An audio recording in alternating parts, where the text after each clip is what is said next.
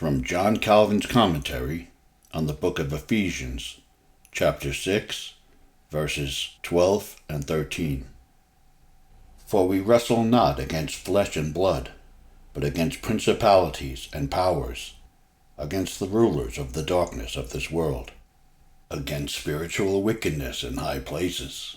Wherefore take unto you the whole armor of God, that ye may be able to withstand in the evil day, having done all, to stand. For we wrestle not. To impress them still more deeply with their danger, he points out the nature of the enemy, which he illustrates by a comparative statement, not against flesh and blood. The meaning is that our difficulties are far greater than if we had to fight with men.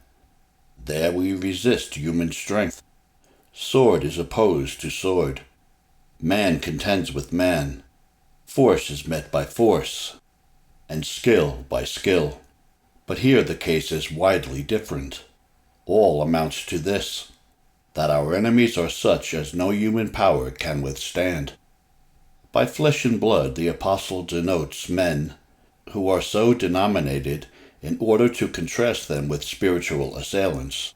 This is no bodily struggle.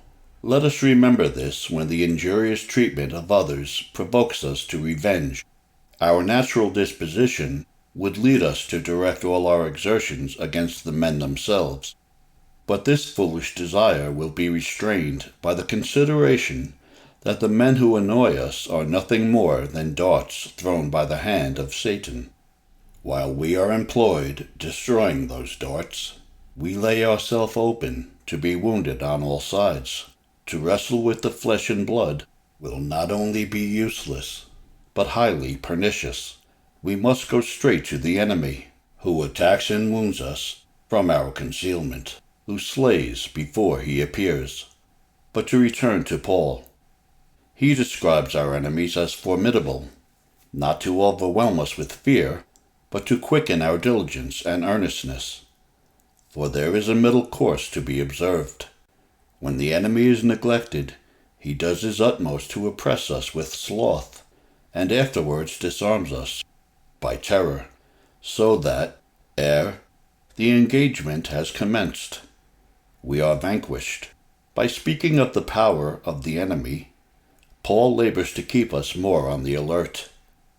He had already called him the devil, but now employs a variety of epithets to make the reader understand that this is not an enemy who may be safely despised. Against principalities, against powers. Still, his object in producing alarm is not to fill us with dismay, but to excite us to caution. He calls them princes of the world, but he explains himself more fully by adding, of the darkness of the world. The devil reigns in the world, because the world is nothing else than darkness. Hence it follows that the corruption of the world gives way to the kingdom of the devil. For he could not reside in a pure and upright creature of God, but all arises from the sinfulness of men. By darkness, it is almost unnecessary to say, are meant unbelief and ignorance of God, with the consequences to which they lead. As the whole world is covered with darkness, the devil is called the prince of this world, John 14:30. By calling it wickedness, he denotes the malignity and cruelty of the devil, and at the same time reminds us that the utmost caution is necessary to prevent him from gaining an advantage. For the same reason, the epithet spiritual is applied. For, when the enemy is invisible, our danger is greater. There is emphasis, too, in the phrase, in heavenly places. For the elevated station from which the attack is made gives us greater trouble and difficulty.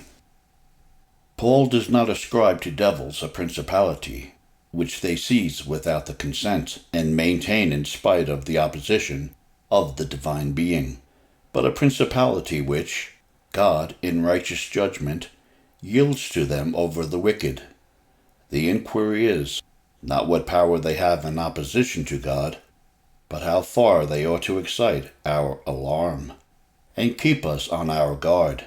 Nor is any countenance here given to the belief that the devil has formed, and keeps for himself, the middle region of the air. Paul does not assign to them a fixed territory, which they can call their own, but merely intimates that they are engaged in hostility, and occupy an elevated station. Wherefore take unto you. Though our enemy is so powerful, Paul does not infer that we must throw away our spears, but that we must prepare our minds for the battle. A promise of victory is, indeed, involved in the exhortation, that ye may be able. If we only put on the whole armor of God, and fight valiantly to the end, we shall certainly stand. On any other supposition, we would be discouraged by the number and variety of the contests. And therefore, he adds, in the evil day.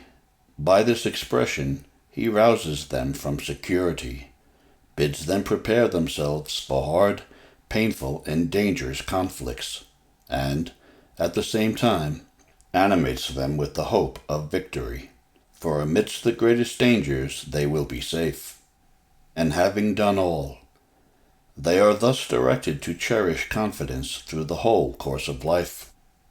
There will be no danger which may not be successfully met by the power of God, nor will any who, with this assistance, fight against Satan, fail in the day of battle.